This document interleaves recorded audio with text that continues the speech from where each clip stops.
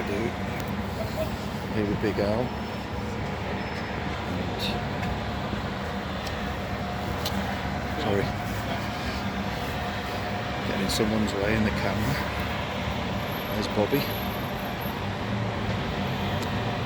Bless him. I knew a guy once, so I had to look after him, and you remember Bobby when he was a nipper.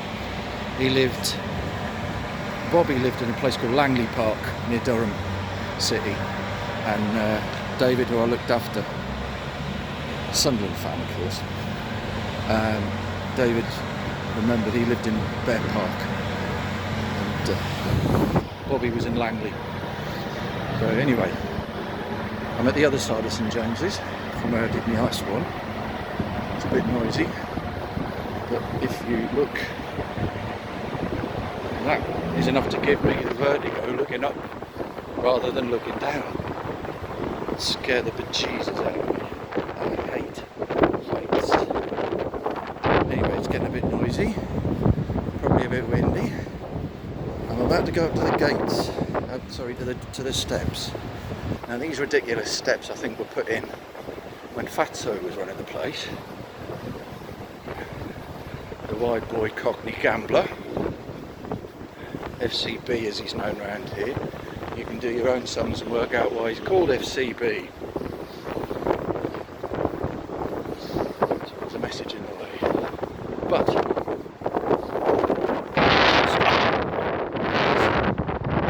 the steps. It's the railing over here. Let's see. I'll come back to me again.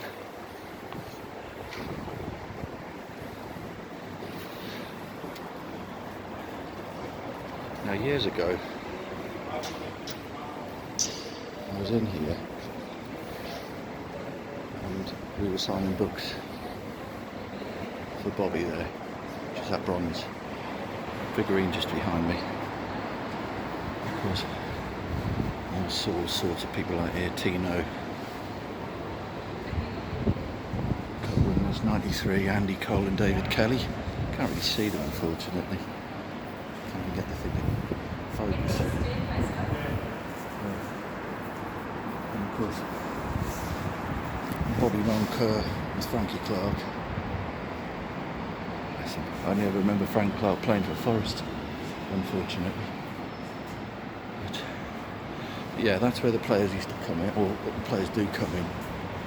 And when I first came here, which I'm walking down near to, when I first came here, in April 80, this was a bit of an old dump. I saw a post the other day, it was a lad I know I see on Facebook.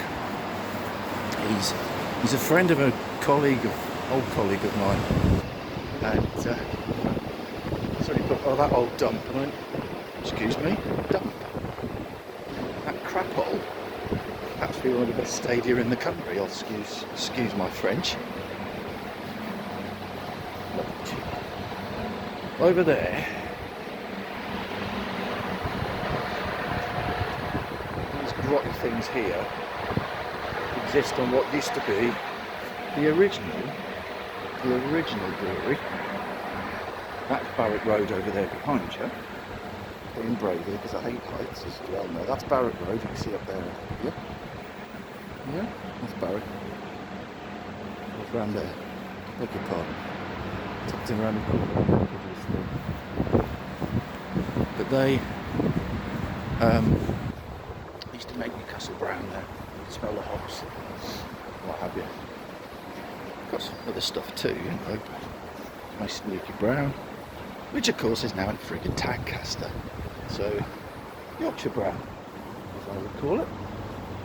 And of course, these are all sort of university buildings. You know, I mean, it's good really that the city's got, you know, got them coming here. But yeah, this place must have been mental the other night. I did see one thing actually. There was a very interesting thing where some rather brave little boy from down south, he go and he starts giving young Adam Pearson, who's a video vlogger, for the club. Not officially, but you know, he's a fan. And it's like, oh, you're mental, you are, you're blah, blah. And I thought, I am sorry, but people with those accents shouldn't try and act tough, because they sound about as tough as a colostomy bag that's full, and frankly just as unpleasant. Cuddly toys, basically. But yeah, this is my corner because this is obviously where I came from the first game, and I saw me do the video the other day from the other side. So effectively I haven't ever been the fact that this is the Gallagher. We've got people walking around here, so I don't want to be too much of a pain in the bum, but you know, when you've got to record, you've got to record. But, yeah. Now, the Gallagher, when I can remember being here in '94, Sheffield United at home, 4-0. Mike Hooper was in goal, Peter Beardsley played a blinder, Lee was just brilliant, and Sheffield United never got a bite of the game, never got a touch in the game. Certainly touched the ball, but you know, there was nothing that could have any significance. And the old Lees' stand, which is now gone and been raised, the old decking, had heated up during the course of the second half, and there was a great blob of snow. Me and my cousin Craig standing here, freezing bloody cold. The old scoreboard, it was the old bricks and bits and bobs. I did keep a piece of the stadium and those bricks and took it home, God knows wherever it went. And this lump of snow just went foof, and it just battered. But the first 2 or 3 rows at the front were like, whoa, because we were all bloody cold. Yeah, come and join the rest of us, you buggers. But no, I just thought I'd come down here and do one more little. God knows when I'm going to get down here again. Someday I might actually get into the stadium and show you what it looks like. But keep it fenced off, keep it hid, I guess. Hang on a second. Anyway, where were we? As you can see, Milburn stand. This is actually the third stand in the time I've been supporting, 40 odd years. Obviously we used to have the fisheye, then there was the one that came in, they built it with realistically Waddle and Beardsley's money. Borrowed a bit, God knows where it went. Before John Hall came in and salvaged this basically. He commissioned this thing, God bless him. I don't know if he's with us anymore or has passed away or something. And yeah, people have a different mixed opinions about John Hall, but his money's as good as anybody else's. He and Jack Walker, between them, were doing something with the Premier League. They kind of kick-started all this super duper money business. So when people whinge about, oh, we've got this blah, blah, blah, yeah, it's only because the foreign investors have got more money, you know, logic. Hello, Britain's skint. If you haven't thought that, well, ask yourself a few questions. Where's the money going? Let's not get too political. Anyway, I'm walking along. There's a tiled area along here, which has always fascinated me, and it's beautiful because I think people who've either alive or dead have loved the club that far.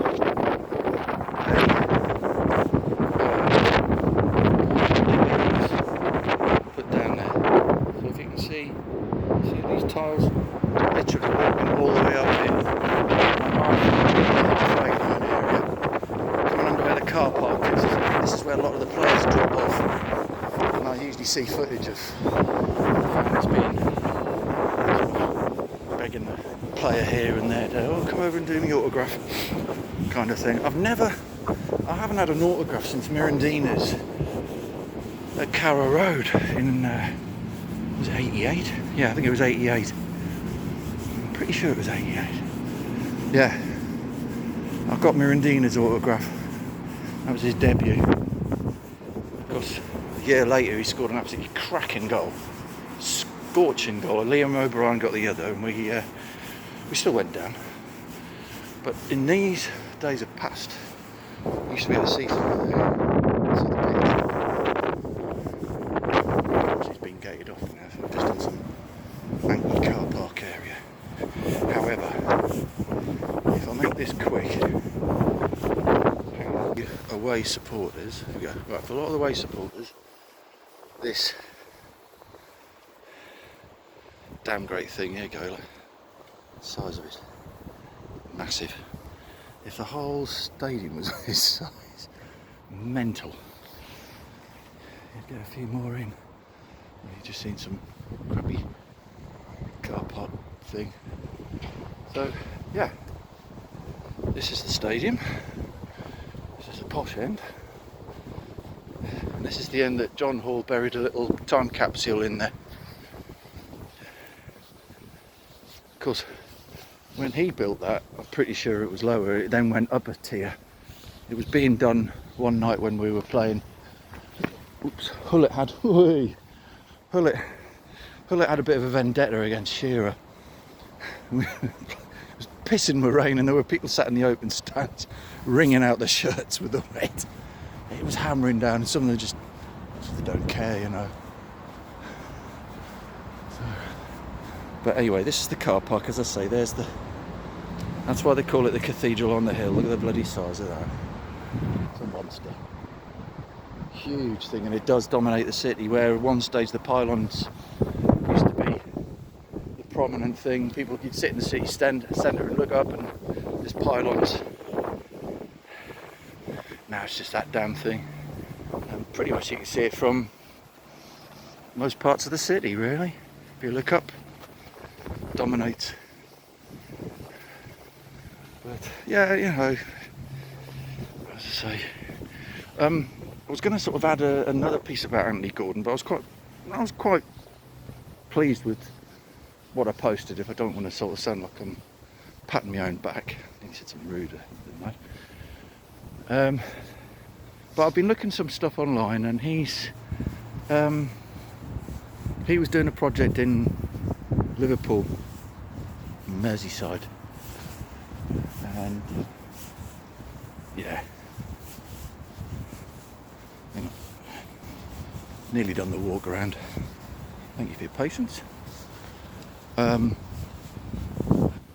was I going to tell you? Yeah, Anthony Gordon, he was doing a thing there, and he does a really good effort for charities, that for people who are, you know, obviously struggling in the current times, like most of us are, of course. And saw some footage where he wanders off and he's bringing this great big van full of, you know, food and grub. He's been down to the local Asda, and he comes away with a till roll that looks like you could have made a toilet roll out of the bloody thing. Massive. And yeah, he's a canny enough bloke. I think if he, as I've said before, I think he's got to knuckle down and he's just got to realise that where you are now, mate, any shenanigans, this lot will verbalise you to the point of torment. If you're a good guy, they love you, because there's extremes at this club. When you've had 15 years, a decade and a half of stasis and suspension, where you've just been left to just hover and just says, oh, you know, I saved us from relegation, says Fat Boy, the Spud man. Nah.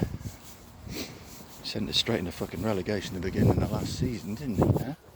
Jesus Christ, it took God knows how long for Eddie to get us a bloody point, get us a bloody win.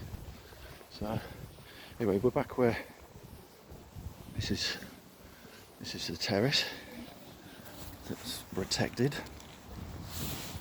But yeah, you can see obviously this new, there's the old. People are looking at me again. They're talking to your phone. Because there's a lot of students around here and they're not local. Funny. What they must make of the locals, I just don't know. Quite funny though. Anyway, I'm taking you back to the loop. St James's Terrace over there. Actually, fair play. The place I said was a shithole the other day. From the front, not too bad. It's just the scabby back end. But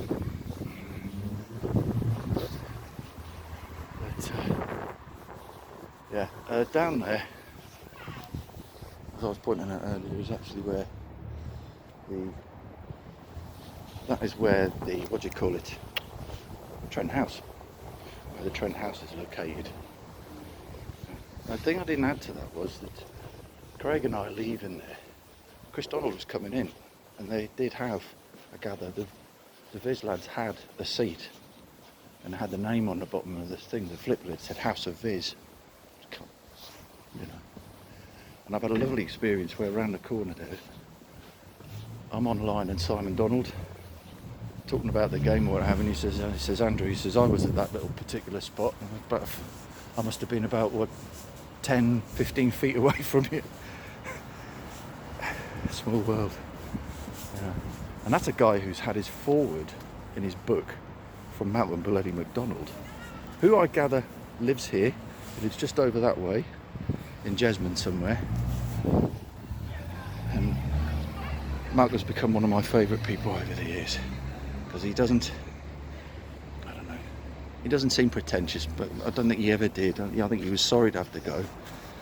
Gordon Lee, the bell end, sold him. Quick fix. Again, it's like having to get rid of Gascoigne, you know. And I know your story about Gascoigne, right? A few years ago, my dad was getting off the train down here at Central Station. Paul's in there with somebody chatting away, because Dad can hear words about people talking about Mancini, Cozzacurta, you know, Beppe Signori, because of course he was his teammate at Lazio. And Dad can hear these names because, of course, being blind, partially sighted, your hearing's a lot more sensitive, and in the quiet bit of first class. Anyway, Dad's going to get the thing. He says, "Oh no, I'll help you." He's like, "Oh, good God!" And that's when Dad penny dropped. He says, "Oh," he says, "I thought that might be. I thought I could hear somebody talking about Italian football." Anyway, he says, "Oh, I'll help you get," because Dad's supposed to have an assistant at Central Station to help him off with his disability. And no, Gazza does it instead. So all this stuff, because at the time I think Paul was getting a lot of shit from a lot of people, and you know, well, it doesn't matter if he's a pisshead, he's still a lad with, he has a sense of his roots. It's as easy as that. And sorry, I'm just getting distracted. He has a sense of his roots, and that's the difference. So yeah. That's why I was sitting there. I'll defend Gascoigne quite happily, you know. And I've met him. He was great. He signed. He says, "Oh bugger," he says, "I've ripped it." So he starts signing this football program, at Norwich City program. So I got Paul Gascoigne's signature twice in the same program. Yeah, so half done, and then I'll do the rest of it. Yeah, Gazza's, Mirandina's, and I think I got Kevin Scott's. So I could be wrong. We've got to dig it out later on, at some point. Anyway, right. I shall bid you fond farewell again from my cathedral on the hill, and you take care of yourself, right? Thanks ever so much for putting up with my plants. Cheerio. Bye.